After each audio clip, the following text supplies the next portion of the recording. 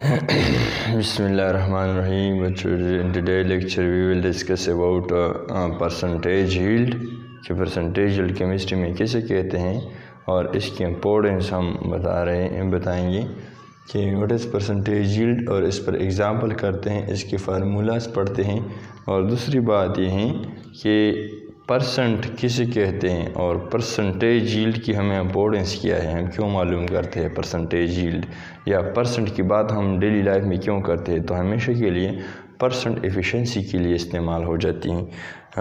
हर जगह पर अगर आप जाएं तो हमेशा के लिए आप लोग आपसे परसेंटेज की बात करते हैं कि आपने कितनी, लेट्स सपोज आपने किसी एग्ज़ाम में मार्क्स लिए हैं, तो इस तरह नहीं पूछते कि भाई आपने फ़लाना एग्ज़ाम में कितने मार्क्स लिए हैं। आपसे डायरेक्टली पूछेगी कि भाई आपने कितने परसेंटेज एग्ज़ाम में लिया है। हमेशा के लिए परसेंटेज को इम्पोर्टेंस लोग दे रहे हैं। लेट्स सपोज मैं एक मिसाल देता हूँ एफिशिएंसी की। एक बंदा है, पर्सन है, और इसकी वजह दो बेटे हैं, एक है ए, दूसरा है बी, और इसने एक एग्ज़ाम दिया है 1400 मार्क्स है टोटल, और इसमें वजह क्या लिया है 1000 मार्क्स लिए हैं, 1000 मार्क्स लिए हैं 1400 में। और दूसरा जो बचा है इसने क्या लिए हैं 1000 है, टोटल मार्क्स कितने हैं 1000 हैं, 1000 मार्क्स हैं। और इसमें इसने कितने लिए हैं, इसमें इसने लिए हैं 950। तो अगर कोई ऐसे पूछ ले कि आप ये कितने मार्क्स हैं और ये कह दे कि भाई मेरे 1000 हैं, और ये से पूछ ले कि भाई आपने कितने लिए हैं और ये कह दे कि भाई मैंने 950 लिए हैं, तो गुड किसको मिलेगी भाई, गुड इसको मिलेगी कि भाई ये काफ़ी काबिल बंदा है। हालांकि ये काबिल नहीं है, काबिल ये वाला है क्योंकि इसने कम मार्क्स में ज़्यादा मार्क्स लिए।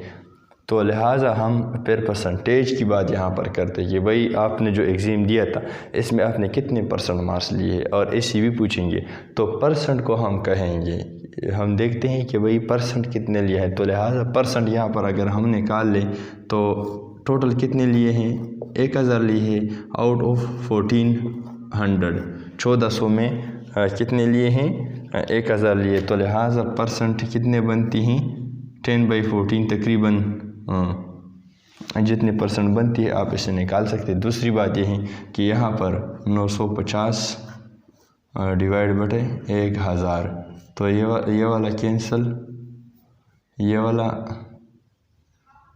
वाला कैंसल, 1000 है, ये वाला कैंसल, और ये वाला इसके साथ कैंसल, और 10 पर जो हम डिवाइड कर लें तो 0.95, तो लिहाजा इसकी तकरीबन 95% बनती हैं।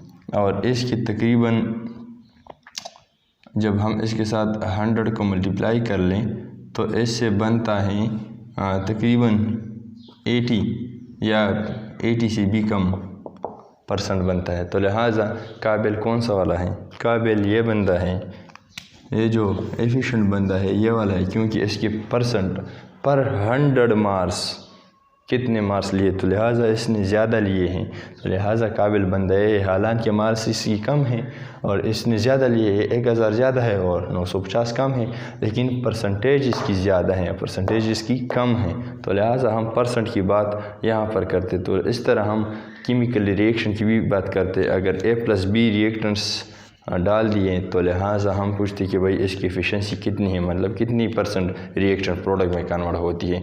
तो लिहाजा यही एक्सप्लेनेशन केमिस्ट्री में करते हैं।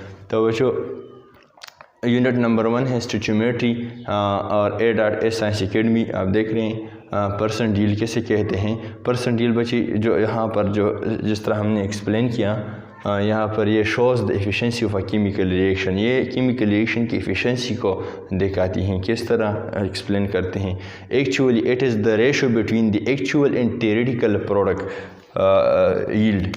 एक्चुअल यील्ड और थ्योरेटिकल यील्ड के दरमियान हम रेशो लेते हैं। एक्चुअल यील्ड किसे कहते हैं ये भी एक्सप्लेन किया, थ्योरेटिकल यील्ड किसे कहते हैं ये भी एक्सप्लेन किया है, जो प्रीवियस लेक्चर है इसमें आप देख सकते हैं। तो एक्चुअल यील्ड बच्चों किसे कहते हैं? एक्चुअल यील्ड वो यील्ड है किसी भी केमिकल रिएक्शन का। सिंपली हम यहाँ पर बता रहे हैं कि जब हम एक्सपेरिमेंटली कोई प्रोडक्ट की मकदार को मालूम करते, थ्योरेटिकली हम बैलेंस केमिकल इक्वेशन से कैलकुलेट करते हैं, ये एक्सप्लेन किया है। और फिर 100 के साथ मल्टीप्लाई करें तो परसेंटेज एफिशिएंसी निकल जाती हैं। इसका मतलब ये है कि ऑब्टेन मार्क्स जिस तरह के 1000 और 950 है और डिवाइड बटे टोटल मार्क्स और क्रॉस 100 पे के साथ फिर मल्टीप्लाई करते कि नहीं, actual obtain product by total product cross 100, तो लिहाजा इससे रिएक्शन की एफिशिएंसी या परसेंटेज निकल सकती हैं। तो हम इस मिसाल से एक्सप्लेन करते हैं। Heating 24.8 gram of copper carbonate in crucible एक प्याले को कहते हैं, पायरेक्स से बना हुआ प्याला होता है। Crucible produce only 13.9 gram of copper oxide, जो कापर ऑक्साइड बना रहे हैं ये 13.9 ग्राम है ओनली।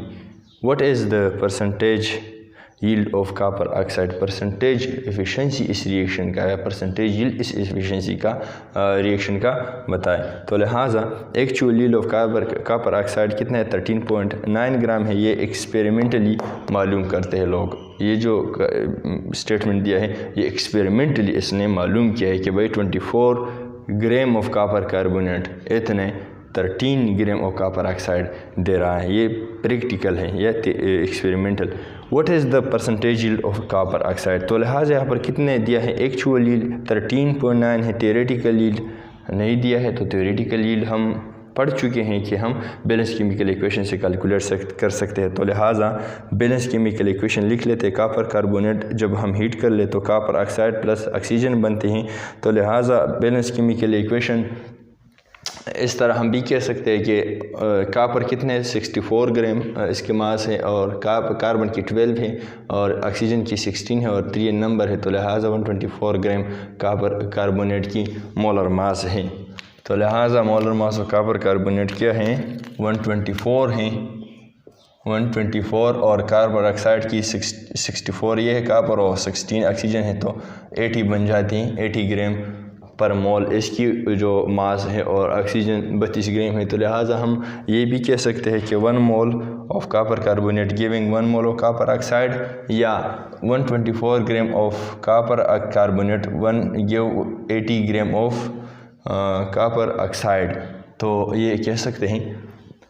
तो लिहाजा यहाँ पर according to the balance chemical equation यहाँ पर हम क्या करते हैं? यहाँ पर कन्वर्जन फैक्टर इस्तेमाल करते हैं। लेकिन कन्वर्जन फैक्टर से पहले कुछ कैलकुलेशन ज़रूरी हैं।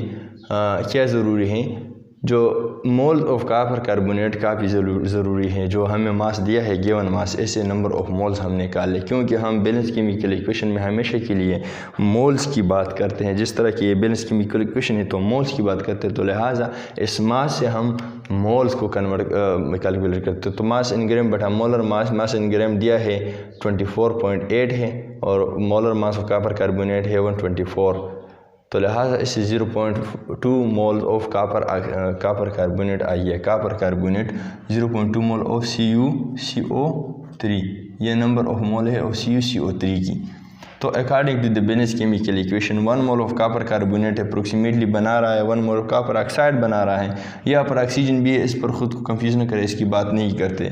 पूछते हैं कापर कार्बोनेट और कापर ऑक्साइड की जो मुआवजना हमें करना है। तो 1 mole of copper carbonate making 1 mole of copper oxide, तो या 124 gram of copper carbonate giving 80 gram of copper oxide. लिहाजा ये वाला ये जो पोर्शन है इसकी ज़रूरत नहीं, सिर्फ बस मोल वाला का हम करते हैं। तो 1 mole of copper carbonate 1 mole copper, तो 0.2 मोल of copper carbonate 0.2 mole of copper carbonate बनाएगी कि नहीं? हाँ बनाती। तो कन्वर्ट तो लिहाजा हमारे पास जो थ्योरेटिकल जो यील्ड बन गया है कापर ऑक्साइड की, ये क्या है? 0.2 मोल ऑफ कापर ऑक्साइड है। तो लिहाजा कन्वर्ट 0.2 मोल इनटू ग्राम्स।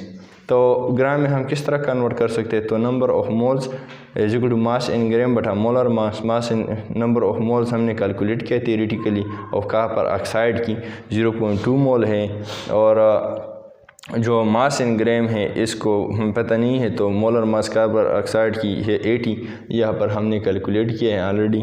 तो इससे मास in gram of copper oxide बनता है 16। ये वाला आपस में मल्टीप्लाई करो, ये वाला आपस में मल्टीप्लाई कर ले, इसके नीचे हर चीज़ के नीचे 1 होती है, तो लिहाजा मास इन ग्राम जो हमारे पास आ गया।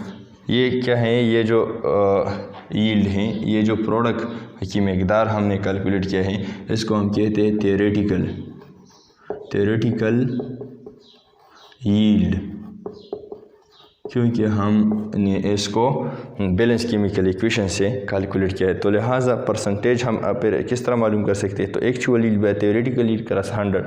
एक्चुअल यील्ड कितना है, हमें एक्सपेरिमेंटल दिया 13.9 है, और थियोरेटिकल यील्ड हमने मालूम किया 16 है, और इसको 100 के साथ मल्टीप्लाई करें तो 87.8% यील्ड आ गया है। तो this is the efficiency of a chemical this chemical reaction. ये एफिशिएंसी या परसेंटेज बता रहा है, ये 87% एफिशिएंट रिएक्शन है। तो ये रिएक्शन काफ़ी एफिशिएंट है, काफ़ी हद तक जो कॉपर कार्बोनेट है कॉपर ऑक्साइड में कन्वर्ट हो रहा है, और तकरीबन ये जो 10% है ये ज़ाया हो जाती है रिएक्टेंट्स का।